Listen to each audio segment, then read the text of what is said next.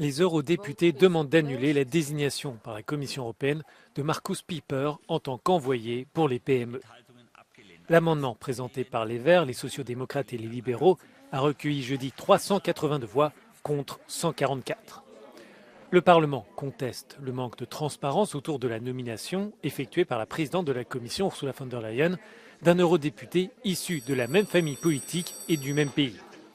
Pour les parlementaires, c'est un choix électoral en pleine campagne pour le scrutin européen. Mais à partir du moment où ils ont une fonction.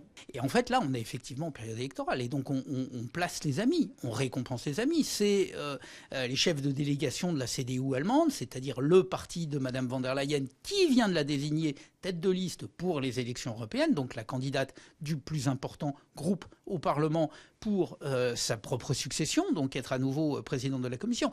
Donc il est évident qu'il y a un lien. Tout ça, évidemment, sans la petite magouille de dernière minute, le copinage, le conflit d'intérêts. Les signataires de l'amendement parlent de favoritisme politique.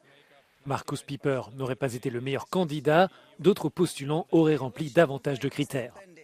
Dans l'hémicycle, cette affaire révèle la nécessité de revoir et de respecter scrupuleusement les procédures de désignation au sein des institutions.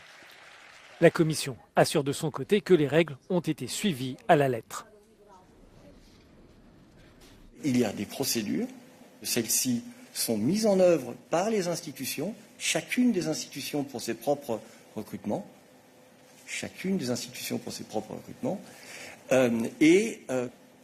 la Commission a respecté les procédures prévues pour le recrutement de M. Pieper, de son envoyé de son conseiller pour les PME.